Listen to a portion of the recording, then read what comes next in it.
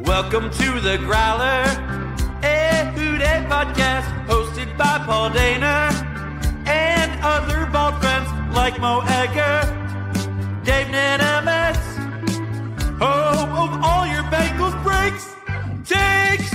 Welcome to the Growler. All right, welcome into the latest edition of Balds Don't Lie on the Growler. Paul Dana Jr., Jay Morrison.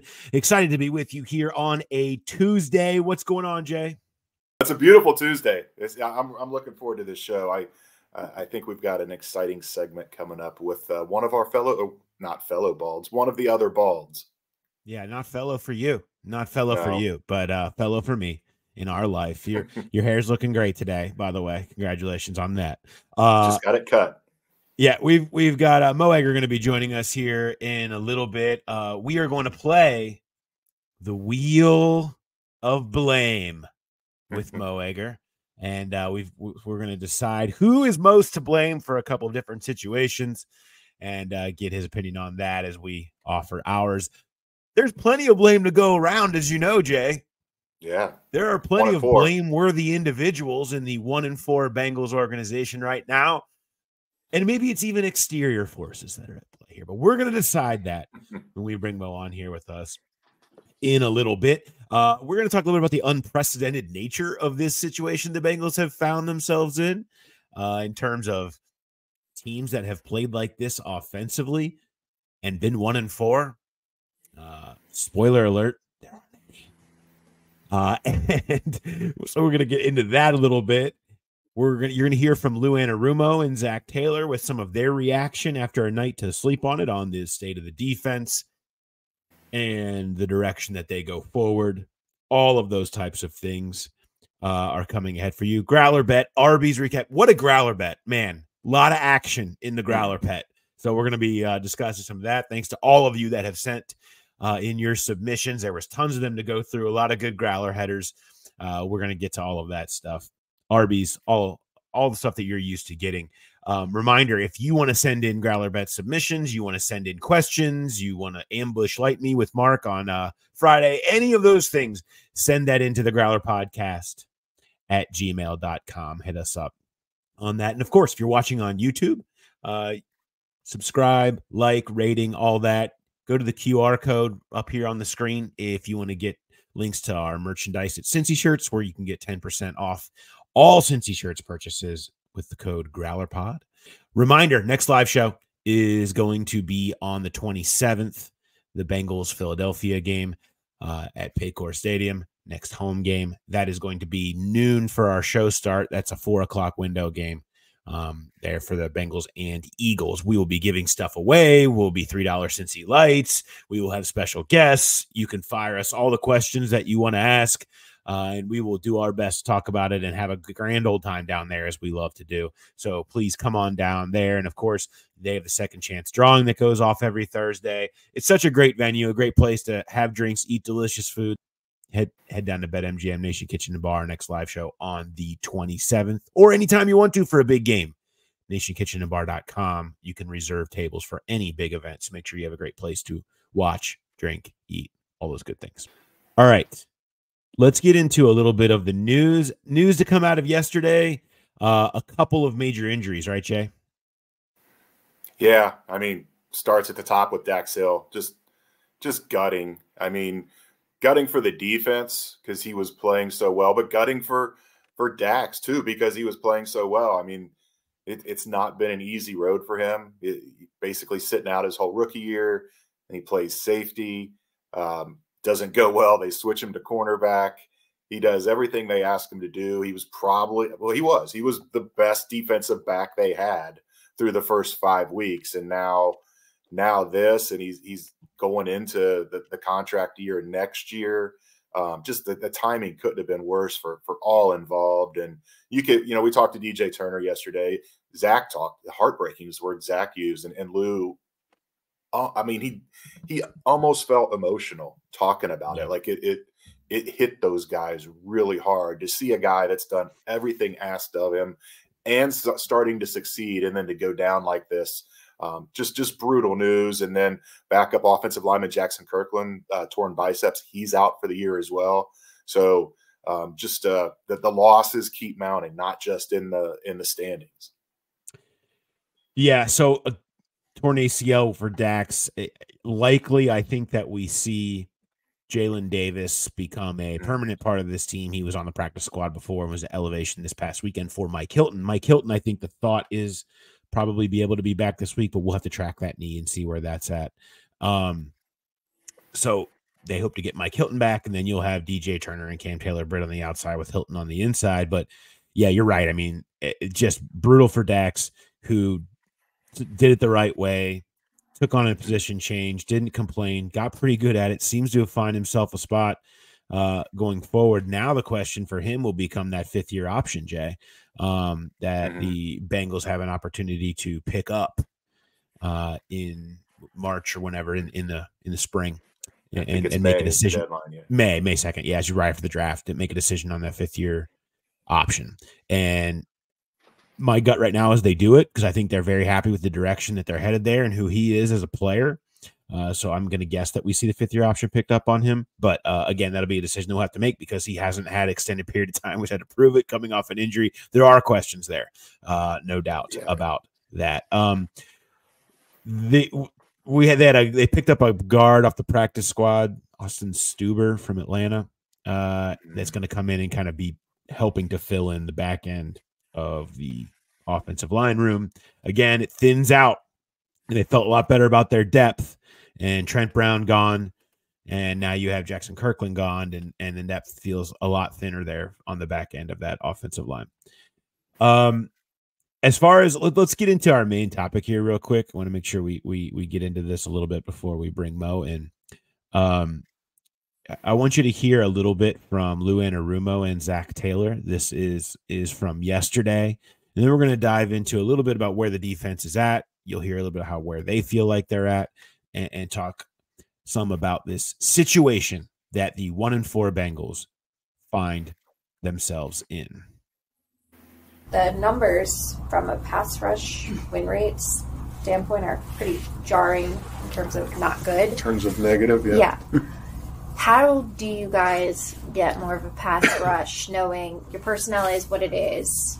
How do you get better there? We had 41 snaps yesterday out of the 78, I think, where we blitzed, which is more than probably any game that since I've been here.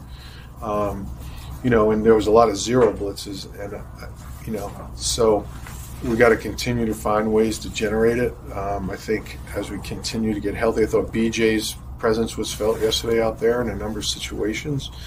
So hopefully Sheldon's trending in the right direction. So there's another rusher.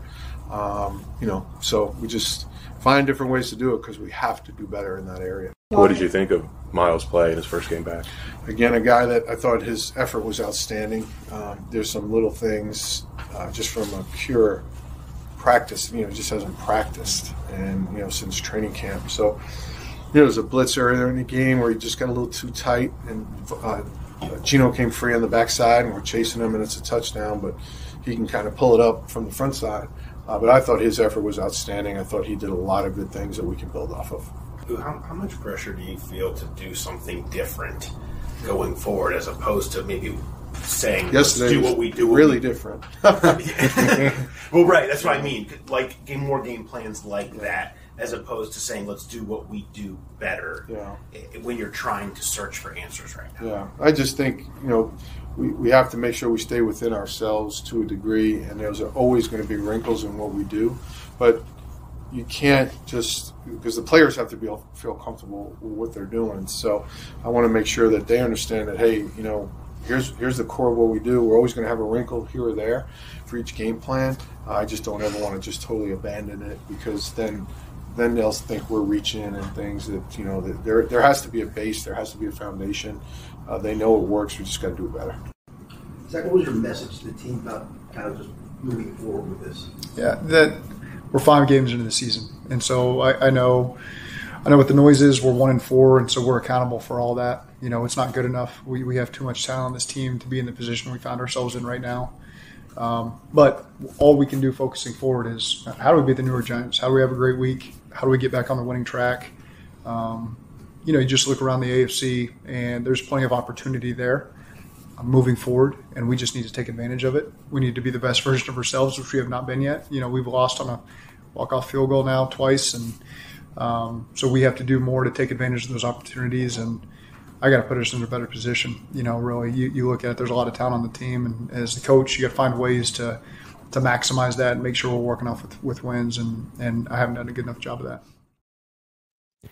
So there's Lou Anarumo and Zach Taylor kind of talking about where they're at. I thought the thing of Lou Anarumo trying to do something different in the scheme. They were a very aggressive game plan, a blitz like they've never blitzed before, thinking, look, blitz, stop the run, get bodies back there in the backfield, and then force Lamar to beat you and hope that you can hold up, hope that those blitzes can get home consistently. They didn't get home near consistently enough, and that was a big part of the problem against Lamar Jackson. So I thought that was interesting, but also a recognition that Lou's going to have to try certain things. He's going to have to try to be different, but inevitably they are who they are right now. I mean, they are going to hope that guys getting healthy and the personnel can make them better, but this is just kind of the state of affairs. Anything that you're doing is going to feel a little bit smoke and mirrorsy until you start getting better play. Like, guys just have to win one-on-one more often, and that just doesn't happen enough. You can only scheme up so much. You scheme up to get one-on-one opportunities usually for guys, and guys just aren't winning enough, specifically when you talk about the pass rush right now. Yeah, and I wonder, you see this sometimes where you try something new and it turns into a pattern where you see enough to build on it. And does he become more blitz centric? I mean, you're not going to be facing Lamar every week. That guy, he's just totally different. And so, yeah, Daniel Jones can run a little bit, Deshaun Watson too, but do they keep this going? Do they keep leaning into the blitz? I thought it was interesting was that you have to have a lot of faith in your corners and your safeties to do that, to blitz, to zero blitz as much as they did. So he put some confidence in those guys, and Lamar got his numbers, but I thought they did a great job, not a great job, but a much better job at stopping the run until the 51-yard run by Derrick. I mean, Derrick Henry had 41 yards in regulation. You're supposed to win a game when you do that. So I thought there was a lot to build on there, but I am curious if that's a one-off where we're going to see them be that blitz heavy, or if they're going to have to lean into that even more to try to get a pass rush. Like he said, you're going to get Sheldon Rankins back presumably this week. There's stuff to build on with Myles Murphy there. So maybe they can start generating more pressure with the four-man rush. But it's something that is interesting to think about where, yeah, it didn't work. They didn't get home a lot, but it was new. It was something that they were leaning into heavy really for the first time. Do they continue to go with that kind of game plan and really attack an offense instead of sitting back and just trying not to get attacked? I mean, at a certain point, you can't just sit back all day. And there's going to be some quarterbacks, it's like when people try to blitz Burrow yesterday. I mean, they got home the first two times. After that, he was 5 for 5 for over 100 yards and 2 touchdowns. Like, certain quarterbacks, you try to blitz, Lamar being another one, he can burn you a lot. You're just hoping to get some wins in there. That they're trying to have a defense that isn't totally terrible, that can get occasional turnover and a few stops, right? And early on they kind of did, but once Lamar started making plays and extending the play when they were bringing blitzes, it was good night Irene. And so that's the problem you find. I want to bring this up. Okay, so I was kind of curious. The Bengals offense has been otherworldly. Okay, they have been unbelievable. They are second in the league in points per drive. They're second in the league in EPA per play. You name the important stat. I mean, Burrow is having the best first 5 games of his career and amongst the best in football right now. They've had 2 consecutive games where they've gone 4 straight drives with touchdowns. Like, they are just playing at a freakish level. So I was like, you know what? What's the history there? What is the history of teams that have been this good offensively through the first 5 games? Only have 1 win. It feels impossible, right? Well, you know why, Jay? Because it is. It has been. Because it's never happened. Here is in today's story here. So I went through, I I use points per drive because it's the most easy basic stat here. And just looked at the top teams since 2000 through the first 5 games. Points per drive. Scoring points, right? And the Bengals are 19th on that list this century, with where they're currently at 2.9. Again, second, only Washington is higher. And I said, how many of those teams in, let's say, the top 75 only have 1 win? The answer is none. None only have 1 win. Only the Bengals only have 1 win. Only 5 other teams only have 2 wins. You're talking about truly unprecedented territory for an offense to play at this level and just not win games. You have to have obviously a terrible defense. Bengals fans well aware. You have to have some flukiness. Ryan Rico and Dejon Anthony well aware. You got to have a bunch of things that happen. That said, that is a wild amount of unprecedented nature. The thing that was interesting to me as I went through that list, and I did the same thing with EPA per play, just to kind of make sure that I had a few. I didn't want it to be like a weird stat. And let's just pick another stat, right? EPA per play, another basic model accepted. Bengals again up in the top 50 there. This century, same type thing. A couple other teams popped up, but mostly the same group. What was interesting to me was where these teams ended up. The 21 Chiefs being on there is interesting, Jay. 12 wins, saw the AFC Championship that year, and that was a team that really struggled defensively and then turned it on after that and kind of righted the ship and found themselves with a young defense a little bit. The Chargers in 2005, they're on this list here. They finished with 9 wins. They finished with 10 wins. Even if you subtract a win with the Bengals being 1 behind them, you're still in winning record territory. You're seeing comebacks. And when I added EPA per play in, a couple other teams that popped up, like I mentioned, the 2008 Dolphins ended up popping up on that list. They went 11-5 and made the playoffs. The 05 Chargers went 9-7. The 12 Redskins went 10-6. There are a few teams that show up on this list that only had 2 wins for the first 5 games, and offense was this good. It was just an interesting group to see a lot of comebacks on there. I didn't expect to see that many teams that came back and were at that level. I think there's hope in that. I don't know how much hope it is for, at the end of the day, the Bengals defense to be other than a team that can maybe be like kind of bad. But at this point, with the level the offense is playing at, they just need to not be dog shit. Right? Like, that's it. They have to be somewhere in the below average level, and they'll win a lot of games, especially when you consider what their schedule is next. They have the weakest feature schedule ahead of them by DVOA. The other thing that I put in the story, Jay, is when you look at, okay, who have they played? Well, they played Washington. They played Baltimore. Those are the 2 other best offenses in football this year. And gave up a ton of points. They played Kansas City, who is 12th in EPA per play, and they gave up in the mid-20s, okay?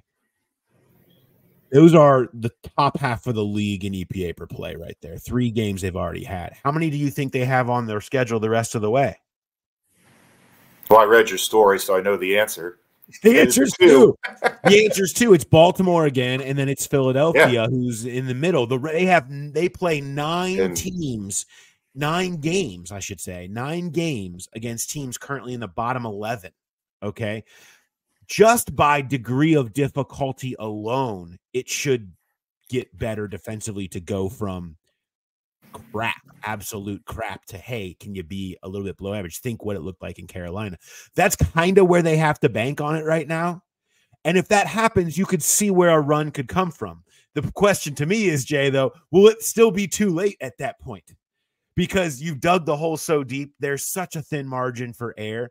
You're counting on the offense to continue to play at this level.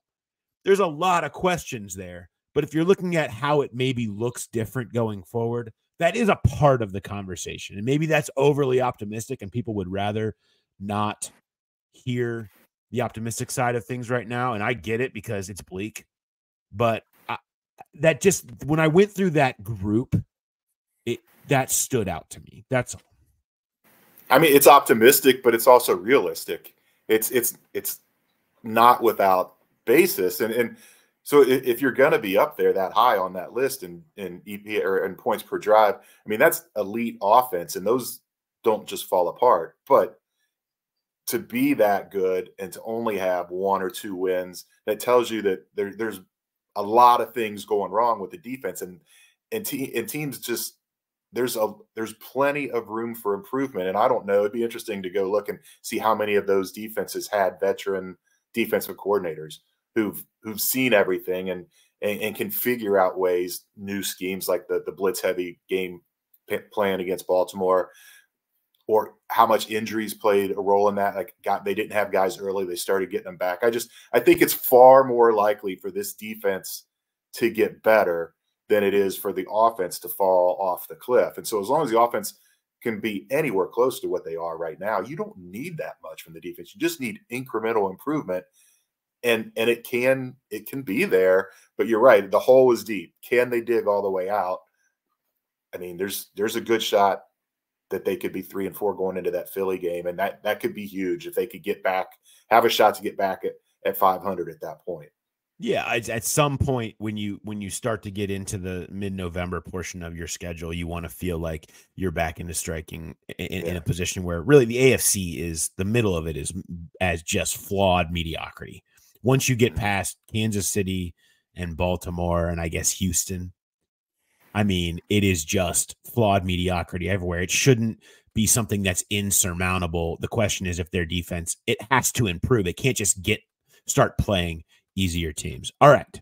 On that note, the wheel of blame awaits. When we bring in the wheel of blame, we bring in our good friend and yours, Mo Egger, ESPN1530. What's going on, buddy? Well, you had a little chart up there. I told you I was going to do this. I kept my chart. Yeah. Week 5, what are you doing? You know how like college football teams hand out helmet stickers? Yep. I'm going to hand out like stickers with question marks on them. Yeah. I haven't done that yet. But here's my what are you doing week 5? I got Zach Taylor. Yep. Yeah. And then I got all the players trying to recover that fumble.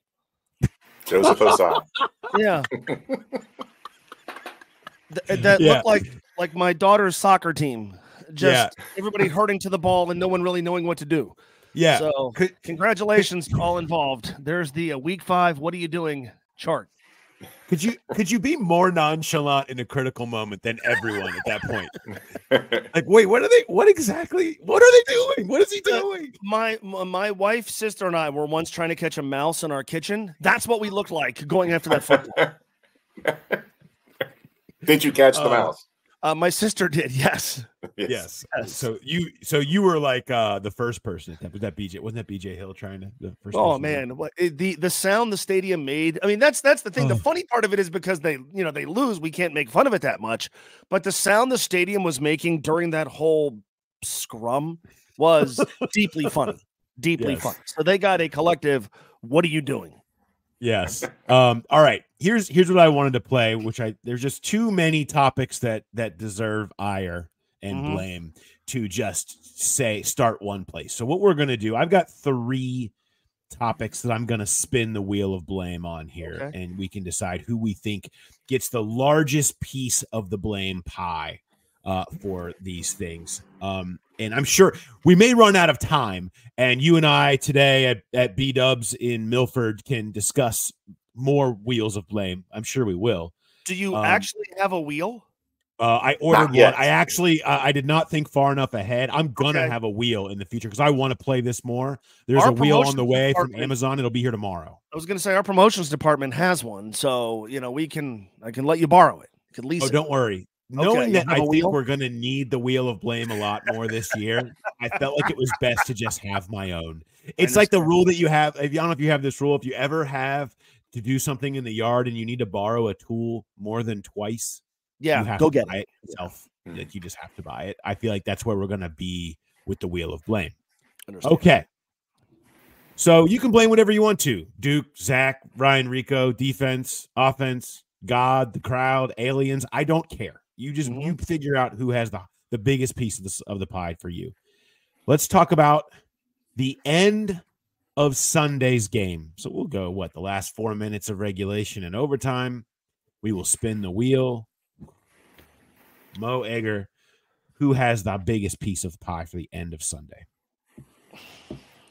This is hard for me because I hate doing this exercise. I know why we're doing it, but I hate doing this exercise because it often comes across like you're pinning a whole series of bad events on one person. But I'll start with Joe Burrow. And I hate this because he was awesome. He was awesome. He played like an MVP quarterback. But he said last week, we've got to be damn near perfect. And he was. He just wasn't perfect. And unfortunately, the way this team is constructed demands he be perfect. And unfortunately, he throws a pick. Jamar can take responsibility for the route. You know, Tony Pike did a great job on our show yesterday, sort of illustrating what Baltimore saw in scouting that allowed them to jump that route a little bit. But at the end of the day, game hanging in the balance, 3 and change to go. You can't throw that pick. You can do a lot of different things. You can't throw that pick. You can't throw that pick. So I start there. How much him taking the sack on the subsequent drive is on him, I don't know, but quarterback can't take a sack there. And then in overtime, you know, we have deliberated this pretty heavily, as you might imagine. Yeah. You know, if I'm taking Zach at his word and Joe Burrow decided we're going to run the ball there, what are you doing? Which, by the way, I'm not sure I entirely believe. I'm not really sure I believe. I mean, like I've watched that play from every conceivable angle. I don't see a quarterback who's directing traffic and changing the play. But all right, so he either checked into a run with 9 guys in the box, or he didn't, and the play was a run, and he didn't check into a pass and tell Jamar, dude, you got a guy one-on-one. Let's throw the football here. So this is not a Joe Burrow sucks. This isn't a Joe is awesome. And if he plays that way, then there's no reason to believe this season can't turn out to be a successful one. Well, there are reasons, I guess, but it can turn out to be a successful one. But if we're going to point the finger at one person first, I'll start with the guy on the field who had the ball in his hands and the game in his hands, and who was otherwise great, but in a series of moments that ultimately swung the outcome of the game, I'll put it on Joe Burrow. I mean, I think I would put it on the other guy that had the ball in his hands, in Ryan Rico. And it's hard to do when he's barely on the field. But as much heat as Zach has taken for the 3 run calls, I mean, even if they get 20 yards, it doesn't matter what yard line they're on. If Ryan Rico drops the ball, that kick's not going through no matter how close you are. And it's such a simple process of catching it and getting it down. Yeah, there's a lot that goes into it more than we think, but you just can't in that situation drop that ball. And if he puts that down, I mean, watching it live, it looked like it was crazy wild left. And you go back and watch it on film, and it wasn't that far left. Evan still did a pretty good job of trying to get it at least there. If he gets that snap down, the game's over. This entire conversation, this entire podcast, there's just a different tone. There's a different feel around the city if they win that game like they should have. And if it was me, if I was making the play calls, I wouldn't have done what Zach would have done. I would have been more aggressive and tried to get more yards. 53 seems like a settle. Yes, as great as Evan is, you feel good about it. And I thought Zach made a good point that you're taking the ball out of Joe Burrow's hands, and there's still things that can happen that are out of Joe Burrow's hands. There could be a false start. There could be a hold. There could be a sack. A lineman misses his blocks. There's a lot of things that could have gone wrong to take you completely out of field goal range. And then everybody's screaming, you know, why didn't you just run the ball and you had the 50-yarder? So I think that comes down, as brutal as it is, to one play, and that loss, I think, has to hang on Ryan Rico for dropping that snap. Which I hate because he's been otherwise awesome. Yeah. And I hate it for him because he's been like, for a while, that's going to be what people bring up when you bring up his name. and he has been one of the cooler stories that this team has had in quite a while. The one thing about what could happen if you decide to be a little bit more aggressive, you could take a sack. Here's the thing about when you're in field goal range and you're out of field goal range, it's not like leaving a stadium. You're allowed back into field goal range.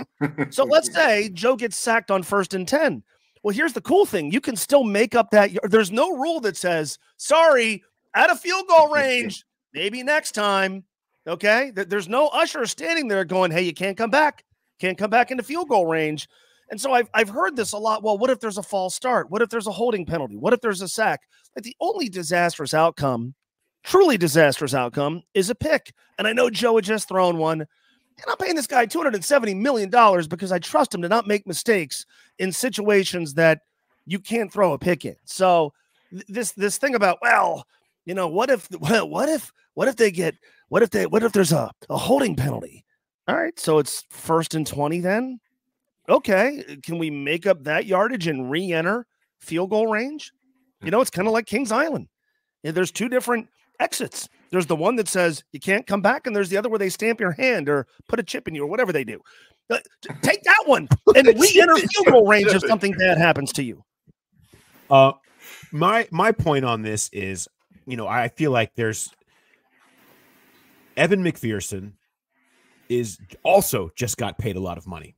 Okay. Mm-hmm. Because he is remarkably, his thing that makes him a step above everybody else, clutch, calm in the clutch, no problem. And he can bang it. And from 53, everybody feels 100% comfortable with that. So I understand the conservative nature of, look, we're in it. It's over. Evan is going to bury this. No problem. It doesn't matter. Like, he's well within his range. The last 2 times we held the ball, Joe Burrow threw an interception and got surprise sacked up the middle. And last week in the 4-minute, they did get a holding penalty. I'm not saying that should stop you from trying to throw the ball. I'm saying I get it when you're paying Evan McPherson a bunch of money and you feel super confident about his ability to have zero problem. He hits it into the net from 60. Okay. Like, you're not worried about him not making this. You feel like it's absolutely money. He got a damn nickname over it, right? And so I feel like I lean more into the, like, this game's over. Let's just, by the way, you're also allowed to get yards on the run. I get it. You're not going to get much. They're filling the box. You could easily check and try something. I just felt like the last 2 times, literally the last memories they had, was Burrow throwing a pick that they didn't see coming and Burrow getting sacked in a way that they didn't see coming against a Baltimore defense that has a way of doing that to you. I get that being in the back of your mind when you're saying, and I got Evan McPherson, who I feel like is absolutely unequivocally going to bury this from 53. Zero concern over him making this field goal.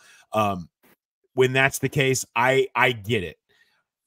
Would you have liked to? I'm with you. I'm with you in that you'd like to see it to be a little bit more aggressive, but I don't go directly to this was egregious, fire the head coach type stuff. I in the moment I felt that way, and it's all you people are going to talk about because Rico drops the hold. Mm-hmm. But Evan has been so good in those spots from those distances.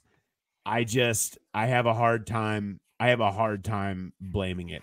At the level it's being blamed. I think it's part of the conversation, but to me, it's just down the list to me on when I would actually be like distributing the blame. Yeah. I mean, for me, it though, there's 2 things. When Evan ran out onto the field, I felt confident. Despite what had happened, the 3 offensive plays, I felt confident because of the caliber of kicker that Evan is. So I'm not going to pretend that I thought, oh my God, he's going to shank this. It's still not a gimme kick. I don't care who you are. It's still not a gimme kick. And so I would have liked to have seen them just make life a little bit easier for Evan.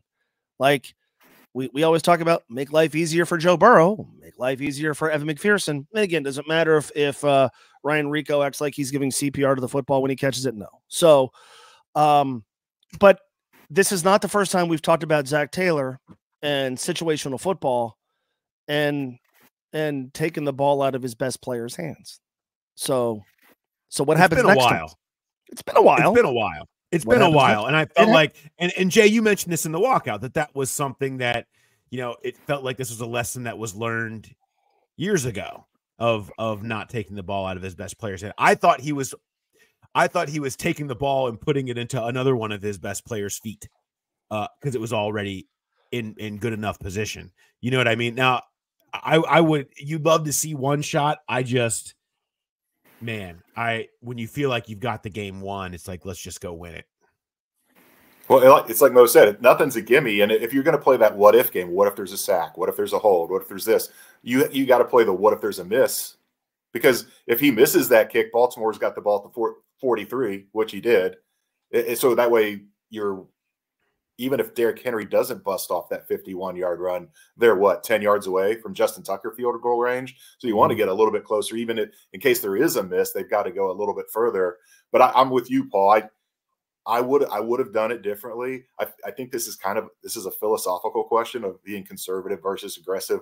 I don't think it was coaching malpractice, and the people that are up in arms over this, I don't get it. It wasn't like it was this most obvious decision ever to go for it, and he just passed on it. 55-45. I mean, it felt like it was a philosophy thing, and you do feel really good about Evan. Not what I would have done, but I don't think it's this egregious error that's got everybody up in arms over it. Yeah, as much as I disagreed with the approach, Zach Taylor is one of many coaches who would have done something very, very similar. This is not an NFL head coach out on an island where you're like, his strategic approach here was so out of bounds. There are a lot of his contemporaries, excuse me, including some who have had more success, who would probably handle things the exact same way. What I watched on Sunday was a quarterback who was balling out, a pair of wide receivers who are absolutely crushing it. And to have the final 3 plays of the game really involve neither doesn't sit well with me. But okay. I mean, there again, no loss is the result of any one thing. In particular, this one. We've talked now for 20 minutes and haven't mentioned the defense, which I've kind of enjoyed. But philosophically, don't worry, it's on deck. Yeah, philosophically, I just give Joe one chance to make a throw, which could result in any number of positive things. And when I think of Joe Burrow, I think of anticipating positive outcomes and not negative results. And it just felt to me like there was a little bit too much anticipation of a negative result for a player, for a quarterback, and for an offense that deserves different. Fair.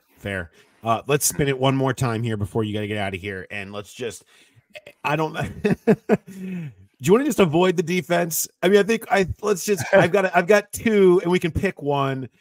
I have some time. We'll go ahead. We're good. Okay. State of the defense. Okay. And we may all agree on this one. I don't know. Let's spin it. State of the defense. Biggest portion of the blame for you, Mo. Duke Tobin. Yeah. Mm-hmm. The defense stunk. Here's the thing. The defense didn't just start to stink. It was bad last year. Talked about it all offseason. It was bad last year. And, I think you guys were talking about this before I jumped on. We don't need – I don't need the Marvin Lewis-led 2000 Ravens. No. I don't need the 2021 Bengals. I need – can I get like 3 punts by the other team per game and maybe a turnover? That's it. It's an incredibly low standard, right? It's like when my wife asked me to clean the house, right? Can you get up some dust and just pick up the crap? Like, it doesn't need to be spotless. The standard's not very high. Like, occasionally, can the other team punt? Can you get the occasional 3 and out? Can you get off the field on 50% of the other team's third down tries? So the defense stunk last year, and clearly not enough was done to make it significantly better. Nothing. Not because of lack of effort, but, in 2021, it was relatively easy, right? 20 and 21, throw a bunch of money at the defense, overpay some guys. It's not quite that easy now. So you've got to be a little bit more selective with how you spend, and you better nail it in the draft. They haven't. And the money you do spend on free agents, you better get value back. That hasn't happened. Are all those things Duke Tobin's fault? Like 2 years ago, Lou Anarumo We were begging an NFL team to hire this guy because he deserved it. He's so smart. He's so good. Did the man forget how to coach defenses in 24 months? No. I might not have blitzed 41 times, but at least he was trying something. They're awful at safety. There's no pass rush. The safety they let get away just almost won a game along with Kirk Cousins in tandem on Thursday night by themselves. They haven't figured out a way to replace him. They're still not good against the run. There's no real pass rush to speak of. There's nobody on that team where you go, this guy's going to screw up everything we're doing offensively. They haven't replaced Chidobe Awuzie. The guy they thought was going to be CB1 ended up being thrust into a rotation last week against Carolina. It's a terrible defense. So, you guys were sort of talking about the outlook for the season. I think it's absurd to suggest the season is over at 1-4 because their offense is cooking. I also think it's ridiculous to take comfort in the schedule because regardless of who they play, the other team's offense is dangerous when you're putting that garbage on the field the Bengals are defensively. And that's the job of Duke Tobin has been to transition what the defense was from 21 and 22 to what it's going to be in 23 and 24. It's more difficult to do, and the two defenses since then have been awful. That, to me, that blame, if we're going to assign, falls first and foremost on the de facto general manager. Yeah, I mean, they tried and signed guys in free agency, but the safeties they brought in are not playing well at all. You mentioned they let Jesse walk. He's obviously incredible. But I wonder how much of this, too, belongs on the coaching staff, just because it's these young guys that they've drafted just haven't lived up to the billing. And I don't think they reached on these guys. It's not like a Jackson Kirkland pick where everybody's like, whoa, second round. I mean, Dax Hill, Cam Taylor-Britt, Joseph Osai, Miles Murphy, those guys all would have gone in that same range anyhow. And the fact that they haven't developed into the players that now Dax was starting to come on, but the fact that they haven't developed to where they need to be, where they thought they would be, how much of that is on the coaching staff? That they made bad decisions in free agency. That's clear. But the draft part of building this defense, I don't know that you can blame the scouts and Duke for that. I think they drafted the right players. They just haven't. The coaching staff hasn't got the best out of them. Draft, develop, retain was supposed to be how this organization was run, and they somehow stopped retaining. Okay. And look, we're going to all point back. You know the meme we used to use for bench Andy Dalton on his birthday, and it's the guy hitting the domino. And then at the end, it's the giant one of the Bengals in the Super Bowl. We're going to have downfall of the Bengals defense, and it's going to be the first time they didn't get the extension done with Jesse Bates setting this thing in motion, because it's so much been the domino that sent everything the wrong direction. It set off them having to draft Dax Hill, and rather than using that pick somewhere else, it set off them having to, figure out at safety and go with free agents that busted, and Nick Scott, and now Geno Stone and Von Bell not running like he used to at all, and all the things that have gone wrong there. And so much of it goes back to, look, you're playing so many young guys. Like, they have so many young guys out there. This isn't even getting into the Dejon Anthony and Ryan Rico thrust into two of the most high leverage moments of your entire season, who are 7th round picks and undrafted punter guy that you have out there in the most high leverage situations of your entire season that chunked away 2 wins. How different would you feel right now if you had beaten the Chiefs and the Ravens and you were 3-2, and all that is not having guys that have never been in that situation in their entire life, not necessarily being asked to be out there? And you said it, Mo. Both of those guys don't deserve this conversation because they shouldn't be in this conversation half the time. They're good stories and all that other stuff, but it's not just them. There are young guys everywhere, and that's what we blamed last year's defense on. All these corners, they're rookies, they make these mistakes, will benefit next year. Okay, well, if you're not developing them, you're not getting the benefit, and then you try to replace in free agency poorly around them. Everybody, I'm square 25 I'm square on the pie on this one. Everybody's got their hands in the cookie jar on what's happening with this defense right now, from the development of Lou, from the lack of giving the right players to Duke, and from, you know, Zach's in that room picking the direction they're going to go on a lot of this stuff too. He's in that. Mike Brown, I don't care. Everybody's got their hands in the cookie jar on this defense. Yeah, I couldn't agree more. And it's why it's why this isn't my favorite exercise, because I could talk about Duke Tobin's role for 5 minutes and then it feels like we're ignoring everything else. I think there's two things that stand out to me. Number one, we spent a lot of the offseason talking about how, like, are we sure they couldn't use another veteran defensive lineman? And then they signed Lawrence Guy, who's been awesome. But he's just been, wow. I'll tell you what, he's been great. Can you pull his pants up? Yeah, really. Why do we have to have so many plays that end with Lawrence Guy circling, looking for where the ball is, and we just have to see his butt crack out? Like, and we get the man some pants. I think suspenders might not be a bad idea for Lawrence. Like, I know they give him belts. I think we need to go the next level, just suspenders over the top of his pads, so we don't have to constantly be looking at his butt crack. Right, and then like it to an extent, it is a dead horse, but like the Jesse Bates thing, like your players are going to leave. It's okay. You have to be able to replace them. They've been trying since before Jesse left to replace him, and they haven't. And like, my cousin's husband is from Georgia. He's a Falcons fan. And he came to our show at Twin Peaks and said to me, like, why now did you guys not want Jesse Bates? I'm like, man, I don't know. Or like, let's do a rewatch. We watched a couple of months ago the Bengals Raiders playoff game. Let's watch all those playoff games and look at what Jesse Bates was doing and go, why again? Why we didn't value him? And like, there's a lot of frustrating things about it. One of them is obviously the fact that at a position where they're sorely lacking, now it feels like they're just kind of making it up as they go along. Jordan Battle, who they had no room for, suddenly he's on the field in the fourth quarter. And then he saw on Sunday why they haven't been playing him.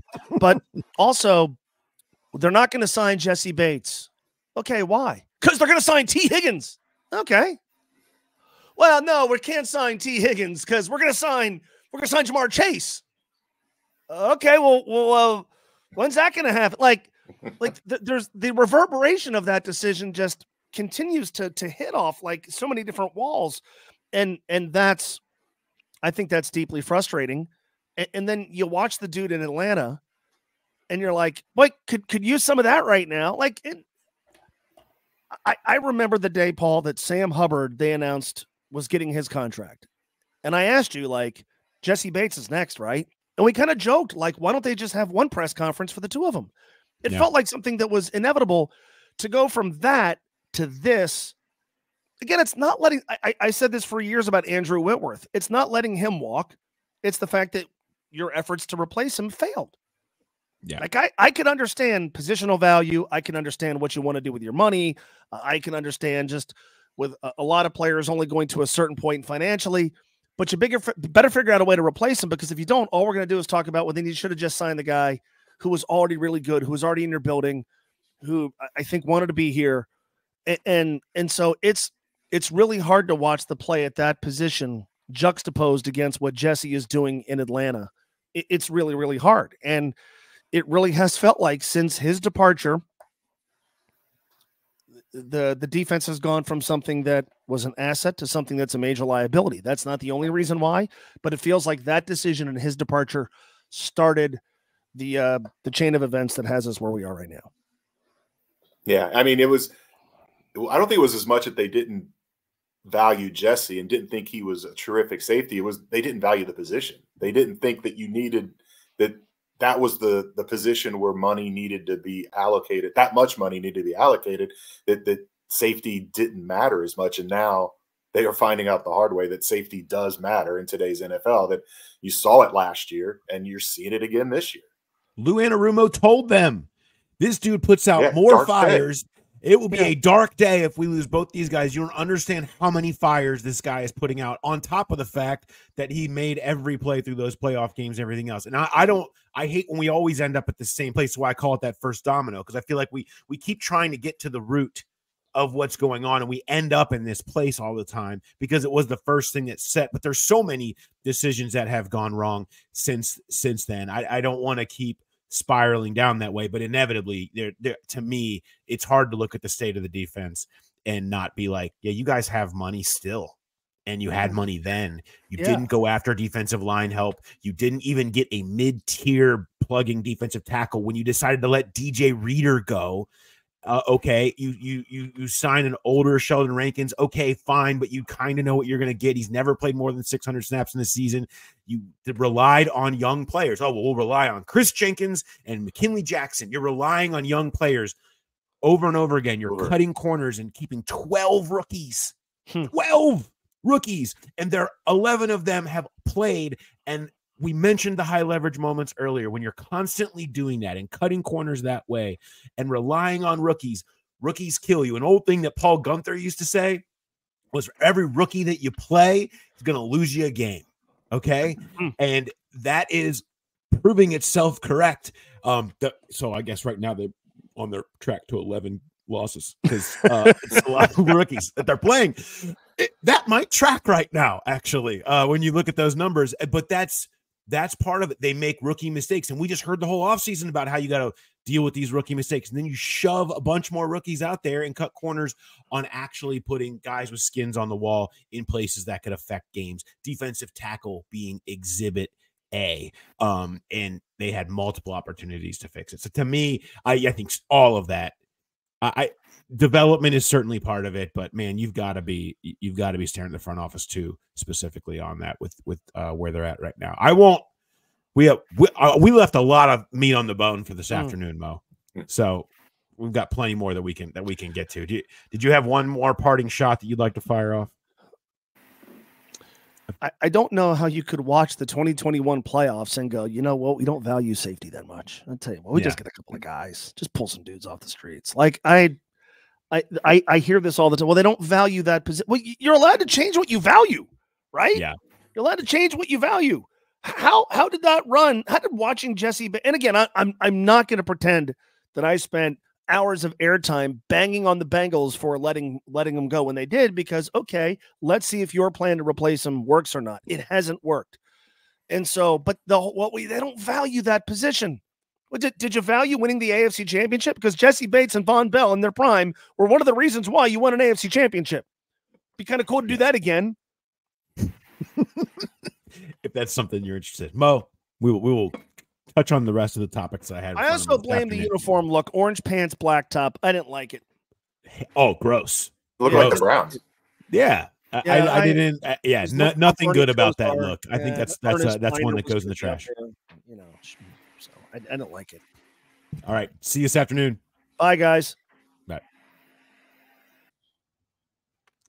Much thanks again to Mo Egger from ESPN1530 for joining, and I'm sure that we will raise his temperature level again this afternoon when I join him on ESPN1530 from 3 to 4. So tune in for that. Should be fun. We've got thoughts. You guys had thoughts and many things that you fired off over the Growler bet from this past week. So we want to get through our Growler bet, our run, pass, or boot, and some Arby's here and wrap this thing up. Okay. Growler bet. Our Growler bet was we went with the obvious, and we went with rushing yards for the Baltimore Ravens. And the Baltimore Ravens ended up with 175 rushing yards in this game, with 51 of those coming right at the end. The Bengals have done a pretty nice job, and judging by y'all's responses, really good compared to the expectation of what was going to happen in this game before that last run in particular. And even 175 was pretty far below, I think, what we all thought that thing would end. Something that we've talked about a bit. But we said we want winners. I feel bad having to tell so many people that nobody won. And so we wanted some winners. So we gave 3 yards on the front, 3 yards on the back of the number would be the winner. Okay, we could put you in a range. We just wanted to make sure we got a winner. First of all, a lot of good subject headers this week, and with Growler in it. So I've got a few I'm going to call out here that I enjoyed. One from the Growler bet subject header legend, Ray White. Scratchy bottom chicken wing from the bottom to the top. Now we watch the Growler hop If you're going to reference our good friends at Future Fans and the touchdown dance, the scratchy bottom hop touchdown dance from Future Fans box, we're going to give you credit. And that was a deep dive. I don't know if you ordered it because I don't know if I actually said the exact dance. No, I don't think you did. I mean, so maybe you ordered the Future Fans box.Maybe you have the Future Fans box and know that, or maybe you just love the dance. I don't know what it is, but well done, Ray White. You're diving deep in there. Corey McKinney, what is he doing with this Growler bet? Like that, good reference to a previous to the what is he doing index. William Jacob, Bengals Growler bet. The I'll take delusions of grandeur. This defense finds a way for 500. Alex then followed up with a very optimistic number, which I appreciate. Also, shout out to those that send in the number 69 every week. Still holding strong. I saw one of those. Then somebody went with 169. Also, again, appreciate it. You guys doing your thing out there. Wade Hardwood, which, you know, you can always get us with a Ghostbusters reference. And you did again. Do you believe in UFOs, astral projections, mental telepathy, ESP, clairvoyance, spirit photography, telekinetic movement, full trance mediums, the Loch Ness Monster, and the theory of the Growler bet? Well done. Well done. Any Ghostbusters reference, always going to do well here. Thank you, Wade. When it comes to winners, there were 6 people within the range of 175. Daniel Jones at 173. The Bookerman on Twitter with 176. Eric Parker, who very confidently sent me his phone number in case I would need it afterwards, with 176. Graydon Cohen, 172. Michael Hennickes, 178. All of you are so close because the winner is Rob Lagerin. Sorry, Rob. Yeah. Rob L. Sorry, Rob. 175 on the button. 175 on the button for Rob. You are the Growler bet winner. So, Rob, send your information to the Growler Podcast at gmail.com, and we will get you hooked up at another live show, or you can send in a representative with a bar bill on us, Nation gift card, all of that good stuff. So come on down to the live show and collect, but reach out to us. Well done, everybody. Yeah, Rob sent his in on Twitter, so he didn't have a subject header. So he had the next best thing after the game, and he realized he had hit the number on the nose. He replied to his tweet with a GIF of Jamar doing the gritty. He knew he had won. He knew he had scored, and in fact, he did. And you know what? A few of you down in the pre-Ryan Rico fumbled hold zone could have won. And I'm sure feeling the pain of that, knowing that what was it, 124 in regulation. Yep. 124 at the end of regulation. What could have been. Could have had the optimistic bet and could have hit it. Instead, you get nothing. Tough scene there. All right. Run, passer, boots, Jay. What's our run, passer, boot recap? So the first one was, what will be greater, the Ravens rushing yards, the Ravens passing yards, or the combined punting yards? We both booted combined punting yards, and that ended up winning 421 combined punting yards. Ravens passing yards won with 345. Obviously, the Ravens rush, we just talked about, 175. You ran with Ravens rushing. I ran with Ravens passing. So I guess technically I get the edge there, but we both booted the actual winner. So I guess that one's probably just a wash. Longest play, a Ravens rush, a Bengals pass, or a field goal. The Jamar 70-yard touchdown obviously took the cake there. The Derrick Henry 51-yard run was the boot. There was a Justin Tucker 56-yard field goal. So I ran with field goal, went with Ravens rushed as my pass, and again, booted the actual winner of the Bengals pass. You hit it. You had Bengals pass as your run, field goal as your pass, and the rushing as your boot. So well done there. Wow. It's good to finally – I've been on the schneid on a lot of things when we're trying to predict this year. It's been a bad run of trying to predict. So I feel good to finally get that one. Although the final scores, I got to say, we were pretty good on last week. I had a 3-point loss for the Bengals in a shootout, 34-31. Didn't quite go high enough, but had it not being just enough with a 3-point loss. You, of course, had them losing. I think you had 2 points. Yeah, 31-29. Yeah, so we were both kind of in the same range. Both had the right feel on how that game would end, although I certainly didn't think it would play out quite the way that it did. All right. Arby's, you got any Arby's for me, Jay? Well, can I do a stat first before? Ooh, yeah. Fire a stat in. Let's do it. You had mentioned it where this offense is so good, scored touchdowns on 4 straight drives. They did it against the Panthers. When they did it against the Panthers, that was the first time they'd done it since 2022 against the Falcons, so not a big deal. When they did it Sunday against the Ravens, back-to-back games with 4 consecutive touchdown drives, that's a big deal. The last time the Bengals did that, the coaches they victimized were Hugh Campbell and Tom Landry. It was 1985, weeks 13 and 14, a 45-27 win against the Oilers, a 50-24 win against the Cowboys. The people who scored those touchdowns, Larry Kennebrew, James Brooks, Steve Kreider, Chris Collinsworth, and Charles Alexander. I know that's only 5 names because Larry Kennebrew had a bunch of touchdowns in that stretch, but long time since that's happened. Credit to Elias Sports Bureau who looked that up for us. Wow. Yeah. Shout out Elias. Boy, Larry Kennebrew. Didn't expect us to go all the way back to the Kennebrew days today. Tom Landry. Tom Landry. Here we go. Unbelievable. Well done. Nice dig. Nice dig, Jay. All right. So here's my Arby's, Jay. Yes, we were a bit slap happy. It's been a long, it's just been a long month in the Bengals media room right now. There's just a lot going on.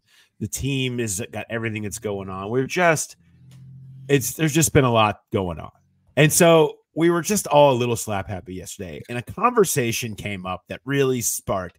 Lou Anarumo, of course, is going back home, being a New York guy, even Giants guy previously. And so we were kind of talking to him a little bit about going back home to New York. And his point was, I don't care where we're playing. I'll play on the moon. We just need to win, right? And it got us thinking a little bit. Would this Bengals defense be better on the moon? I really started analyzing. Well, they wouldn't be as slow because everyone would be slow. I mean, everyone's slow in those big suits. I feel like they could tackle a little bit better for that reason. It kind of takes some of the athleticism out of it. You know, I feel like it might be something that they need to look into in the future is maybe actually playing some games on the moon if they want this defense to be able to actually get some stops. I feel like there's something there, but I like the idea of us trying to weigh the pros and cons of if that would actually help this Bengals defense to be playing on the moon. Yeah, everybody has communication issues on the moon. I mean, it would level the playing field, level the gravity, all of that. It would just totally be a big difference. I'm glad you said that. Go ahead. No, I was going to say, I mean, I just feel like at some point we need to start thinking outside the box and apparently maybe outside the earth. Outside the atmosphere. Yeah. So I'm glad you said that about Lou because that's what I was trying to get to. So after Lou wrapped up, he was talking about his family has these legendary tailgates at Giants games at MetLife, and he told us where they were going to be. He actually got a hold of his wife, I think, or maybe it was his sister. He said his wife was leaving today to go start preparing the food for Sunday night's tailgate. Massive family. There's going to be hundreds of Anarumos there. And I mean, where else? What other franchise in the NFL would a coordinator, tell the media, stop by, have some chicken cutlets. This is where they're going to be tailgating. He gave us the exact lot number, and I thought that was really cool. And it went back to the last time they visited there, and he was trying. He had a question for his sister about the tailgate. I can't remember what it was. And as he's doing his interview with us, he actually called his sister on the phone and said, "I'm here with the media," and she just kept talking and talking. He had to cut her off. Like, okay, got it. Bye. Just basically hung up on her because she would not stop talking. But I'm not making the trip to Jersey. I wish I was, because this tailgate sounds like it's going to be epic. And with it being a night game, you've got a lot of time to eat and still get in there in time for the game. Yeah, I'll go for the chicken cutlets. Yeah. I've heard enough about these cutlets to be really interested in giving them a shot, and it sounds like quite a party. So if you're going to the game in New York, and we'll talk more road trip preview on Who Dey Light on Friday, but maybe just wander around until you see like 100 people that look like Lou Anarumo, and know that you maybe have stumbled into the right place. But yeah, epic tailgate apparently is happening on Sunday afternoon into the evening, so should be fun. All right, Jay, appreciate it. We will we will talk to you on Thursday after we get everything down from the locker room tomorrow. Joe Burrow, Zach Taylor, more updates from the team. So we'll have all that for you, and we start looking ahead to Sunday Night Football between the Bengals and the Giants. Have a good one, everybody.